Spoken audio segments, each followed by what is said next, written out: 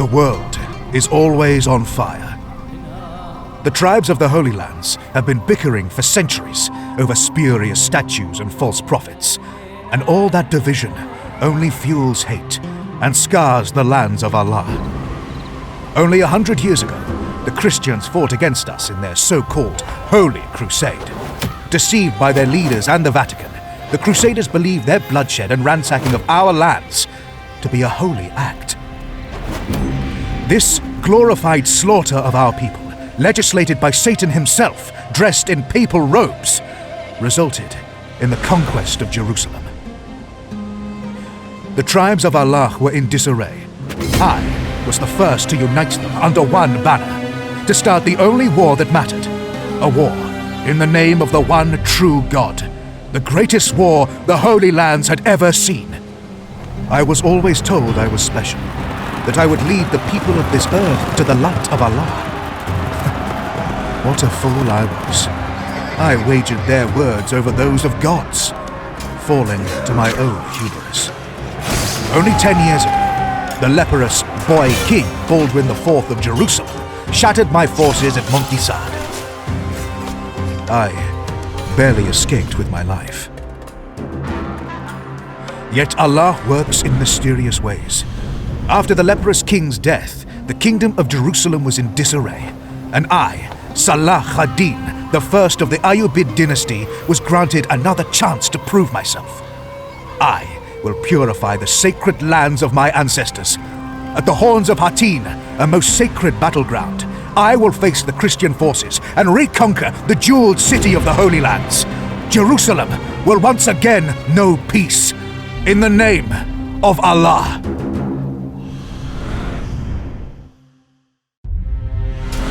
The filth of the infidels was spread across the battlefield, but the dog I was hunting, Renald de Chatillon, was nowhere to be found. For me, he embodies everything the Christians stand for. Hiding behind false prophets, this true infidel broke treaties as easily as the morning bread. Numerous times he attacked our caravans, and for this blasphemy against the Prophet Muhammad, I vow death upon him. With the Crusader Kingdom's forces in shambles, there is nothing keeping us back from taking the Holy Lands. City by city, fortress by fortress, we're regaining what is rightfully ours. The first fortress to remind us of what we are fighting for is the fortress of Akka. Despite my scattered forces, with many of them still entrenched by the Horns of Hattin, I must act now and take the fortress while the Christians are still in disarray. My enemies already know I have not the forces for an extended siege, and I have no doubt they will use this against me. I consulted with the highest force known to me, and Almighty Allah, in His infinite wisdom, granted me a vision. I will take Akka not with sheer force, but with guile. I am to send assassins after Akka's generals, and thusly will the doors of the city open. Allah is ultimately merciful. As humans, we are far from perfect, and to bathe in His light is to act against our weaknesses.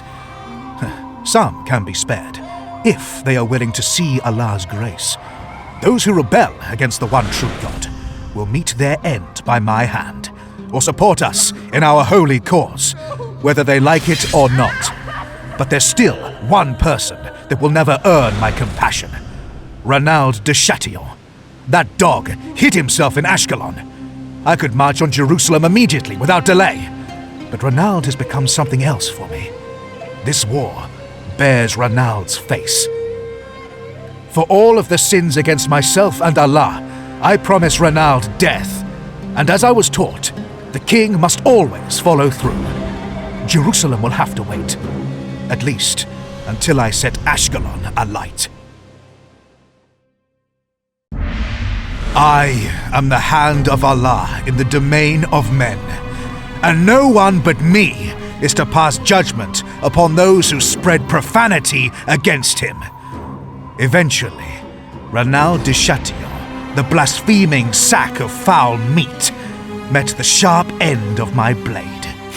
His death was a promise to every infidel in the kingdom of Jerusalem that those who defy the sons of Ishmael will meet a similar end. I regret that Ranald's blood won't be the last to be shed in this war. As Ashkelon falls into my domain, I'm forced to stay and overlook the introduction of new laws. In the meantime, I have delegated my best generals to besiege Jerusalem. May Allah grant them strength.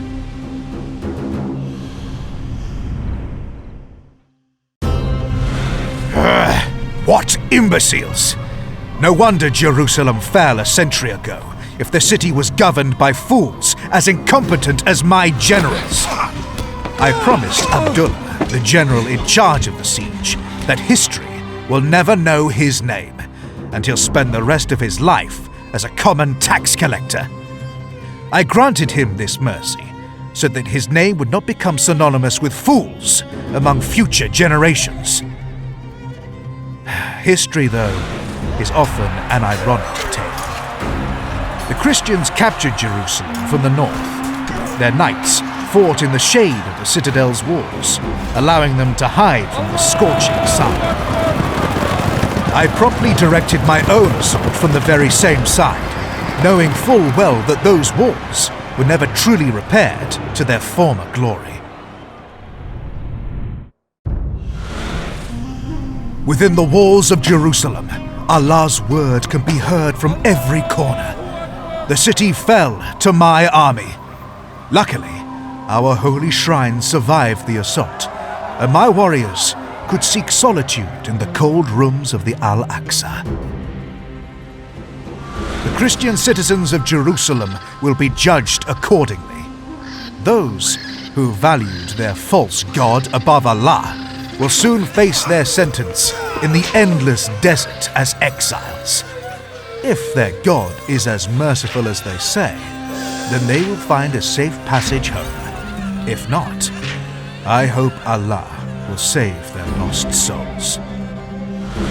The victory in Hattin and the fall of Jerusalem prompted another crusade by the Christians.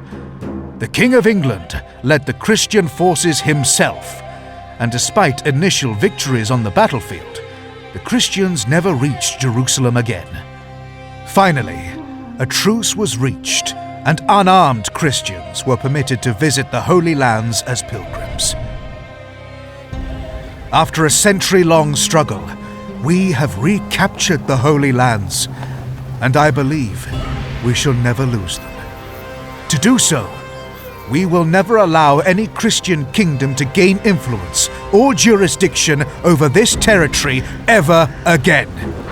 This is the will of Allah. May His peace be with us always.